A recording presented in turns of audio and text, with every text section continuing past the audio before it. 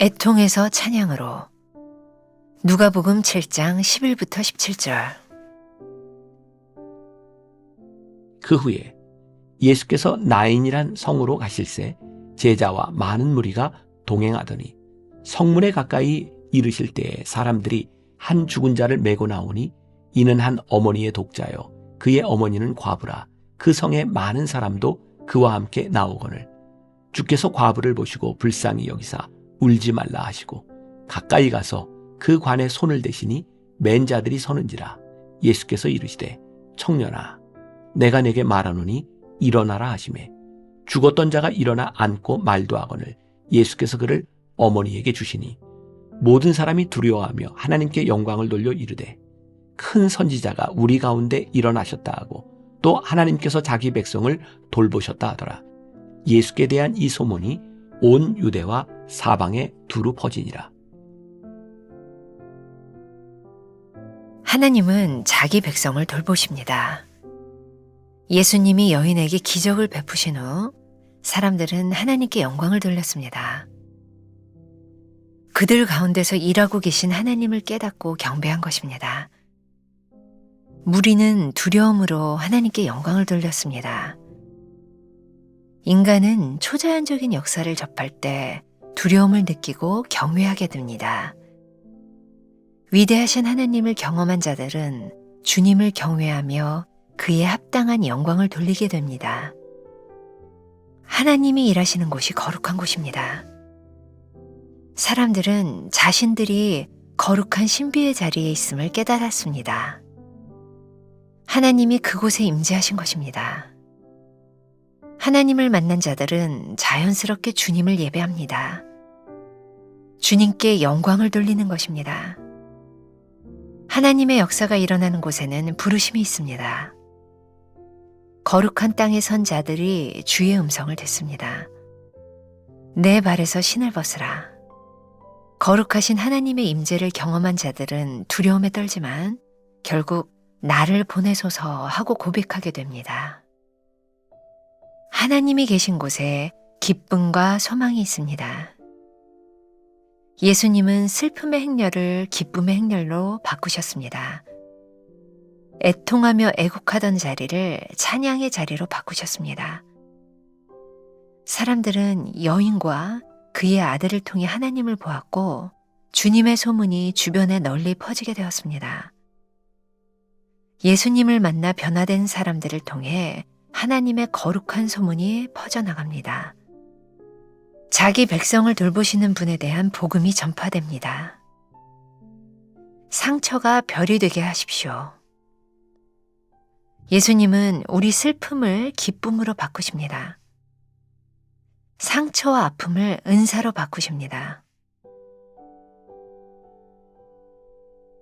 애통을 찬양으로 바꾸시는 예수님을 만났습니까? 내 삶이 노래되게 하시는 주님을 만났습니까? 하나님의 거룩한 소문이 나를 통해 전파되고 있습니까? 오늘은 11월 27일입니다. 애통에서 찬양으로. 어제 말씀과 동일한 본문입니다. 나인성 과부의 죽음의 행렬. 그 행렬이 예수님의 행렬과 만났을 때에 그녀에게 선물과 같은 그 인생에 기쁨을 주셨던 이야기를 나누었어요.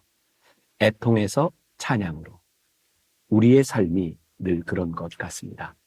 사실 우리들의 인생에 일어나는 고난의 일들, 우리들이 설명할 수 없는 부분들이 참 많아요. 제가 언젠가 설교 시간에 그런 얘기를 했는데 우리 인간들은 우리들의 삶에 기쁨과 평안함과 축복이 올 때는 왜 우리들에게 이런 축복을 주시냐고 별로 묻지 않습니다. 그냥 당연하게 받아들입니다. 근데 우리들에게 고난이 오면 왜 고난을 주시냐고 따질 때가 많이 있습니다. 어쩌면 축복도 고난도 이 땅에 살아가는 숨을 쉬고 있는 모든 사람들에게 동일하게 찾아오는 일이죠. 참 흥미롭죠.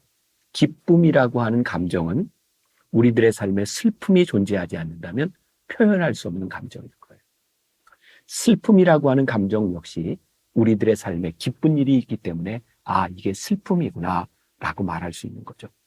결국 우리들의 인생에 기쁨과 슬픔, 두려움, 평안과 같은 감정들은 늘 우리들에게 일어나는 일이에요. 오늘 여러분들이 어떤 감정과 어떤 상태에 있든지 우리들 인생에 전혀 이상할 것이 없는 일들이죠. 그런데 오늘 중요한 것은 예수님의 행렬을 만났던 이 나인성 과부의 장렬의 행렬이 애통에서 찬양으로 바뀌었다는 거예요. 우리 하나님을 만나는 사람들에게 우리들이 설명할 수 없는 우리 고난의 문제들이 바뀔 수 있다는 거죠. 말씀을 들어가면서 제가 거의 한 10년 전쯤 페이스북에 묵상글을 썼던 그런 부분인데 오늘 말씀과 잘 맞을 것 같아서 지금 읽어드리려고 합니다. 제가 군목으로 임관하기 전 훈련받던 시절이 있었습니다. 마지막 훈련은 군장을 메고 200km를 행군하는 것이었습니다. 행군을 떠나기 전 먼저 지나간 선배들로부터 내려오는 비법이 있다는 말을 들었습니다. 가능하면 짐의 무게를 가볍게 하는 것이죠. 행군을 떠나기 전 등의 짐이 부담인 줄 알았습니다. 그런데 행군을 하면서 짐이 짐되지 않는다는 것을 저는 깨닫게 되었습니다.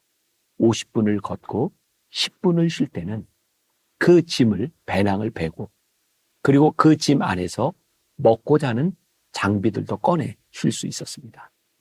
잠시 가는 것이라면 짐을 내려놓는 것이 좋을지 모르지만 오랜 길을 가야 한다면 짐은 결코 짐이 아니구나 라는 생각을 하게 된 것입니다.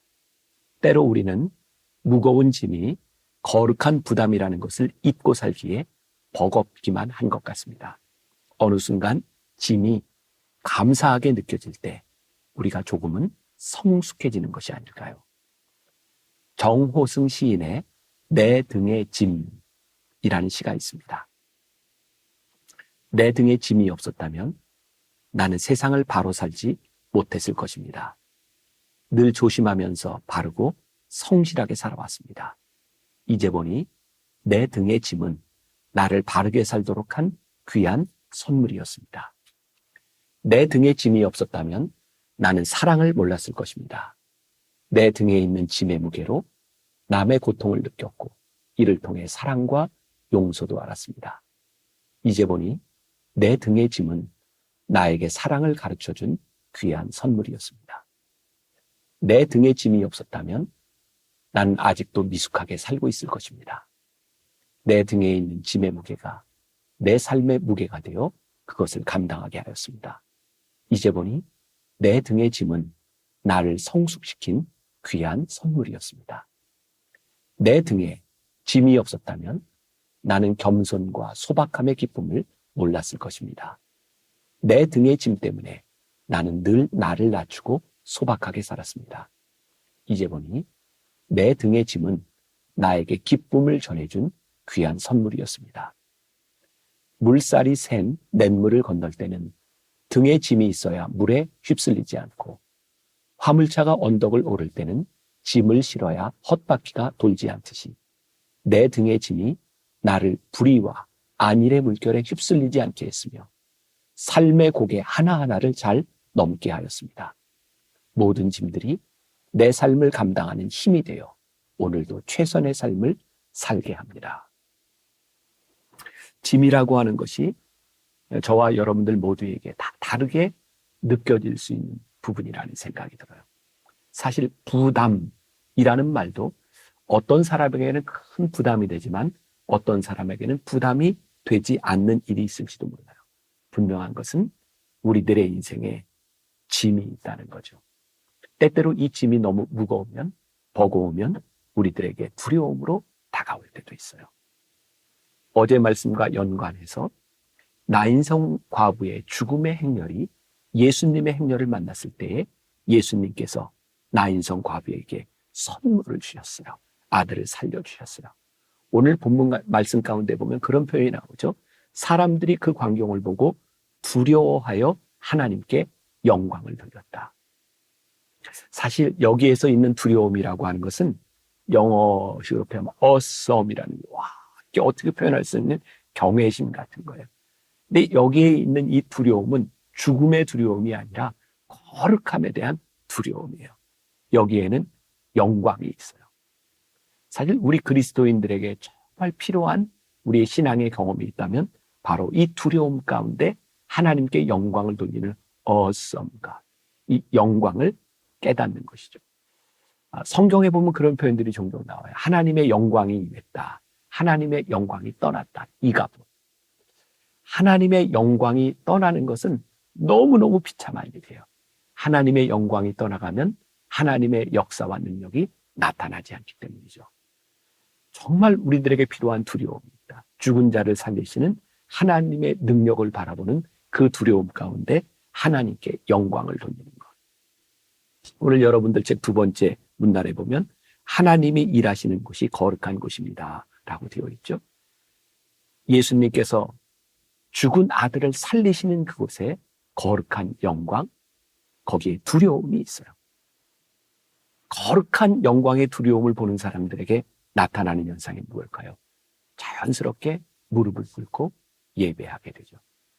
굉장히 이렇게 연속적인 일들이 일어납니다. 죽음의 행렬이 예수님을 만나고 그 가운데 죽은 자를 살리시는 놀라운 하나님의 역사, 어미하신 하나님의 영광이 우리들 앞에 드러날 때 우리는 겸손한 마음으로 무릎을 꿇고 예배하게 돼요. 무릎을 꿇고 예배하는 그 자리에서 우리는 하나님을 경험해요. 하나님과 동행해요. 어제 말씀드렸던 Goodbye, God be with you. 하나님 앞에 무릎을 꿇는 자에게 하나님과 동행하는 삶이 시작돼요. 성경에 보면 이사야가 그랬죠. 나는 죄인입니다. 나를 떠나소서. 그때 하나님께서 이사야를 떠난 것이 아니라 하나님 앞에 두려움으로 무릎 꿇고 있는 자를 보내세요. 내가 너를 보내야 되겠다. 결국 우리들이 하나님 앞에 진정으로 쓰임받는 자가 되는 것은 어떤 때일까요? 하나님의 두려운 영광 앞에서 무릎을 꿇고 그 두려움 가운데 하나님 앞에 서 있을 때 하나님은 우리를 쓰시게 돼요. 저는 이런 상상을 합니다. 많은 사람들이 두려움 가운데 하나님의 영광을 돌렸다라고 되어 있는데 그 두려움 가운데 영광, 그것으로 끝났을까요? 두려움 가운데 그 영광을 보았던 사람들은 아마 그 행렬을 벗어나서 수많은 이야기들을 하게 됐을 것 같아요. 와, 우리 주님께서 나인성 과부의 아들을 살리셨어. 아니, 다른 사람들의 이야기가 아니라 그 나인성 과부에게는 자기 아들을 살리셔서 자기에게 선물로 주셨던 예수님에 대한 놀라운 이야기가 있지 않았을까요? 그것을 우리가 뭐라고 이야기합니까? 간증이라고 이야기하는 거예요. 하나님께서 우리와 함께 계시는 곳에서 우리 주님을 만나는 행렬 가운데서 우리들은 기쁨과 소망의 간증을 가지고 살아가게 됩니다. 이것이 복음입니다. 오늘 이 말씀을 듣고 여러분들의 삶의 현장으로 돌아가는 여러분들의 삶 가운데 나의 고난과 나의 슬픔과 나의 무거운 짐을 지고 가는 나의 인생의 행렬 가운데 주님을 만난 주님이 나와 함께 하시는 그 일로 인하여 기쁨, 평안을 간증할 수 있는 여러분들이 되었으면 좋겠습니다. 여러분들의 직장 한가운데서 여러분들의 동료를 향하여 야, 하나님이 내 슬픔을 기쁨으로 바꾸어 주셨어. 하나님께서 내 애통을 찬송으로 바꾸어 주셨어. 사람들이 생각할 때 와, 어떻게 저 상황에서 찬송을 할 수 있지? 어떻게 저렇게 평안할 수 있지? 우리들에게 간증이 있는 거예요. 하나님께서 우리의 삶을 바꾸어 주셨어. 하나님의 영광을 보았어. 하나님의 영광 앞에서 거룩하게 내가 무릎을 꿇었어. 하나님의 영광 앞에 무릎을 꿇는 것보다 더 귀한 인생이 없는 줄 믿습니다. 오늘 하나님의 영광 앞에서 하루를 살아가는 여러분들이 되시기를 주님의 이름으로 간절히 축원합니다. 기도하겠습니다. 나인성 과부의 사건을 통해 우리 하나님께서 그 여인의 삶을 애통에서 찬양으로 바꾸어 주신 이야기를 들었습니다. 나인성 과부의 삶이 누구의 이야기가 아니라 우리의 이야기인 것 같습니다. 우리의 인생에는 때때로 슬프고 아프고 두렵고 무거운 일들이 많이 있습니다. 주님께서 그것을 바꾸어 주시겠다고 말씀하셨습니다. 우리의 인생이 바뀌어지는 곳에 하나님의 영광이 있는 줄 믿습니다. 우리가 오늘 하나님의 영광 앞에 무릎을 꿇고 예배합니다. 오늘 예배자로 하루를 승리하는 주의 백성들이 되게 하여 주옵소서. 예수님의 이름으로 기도했습니다. 아멘.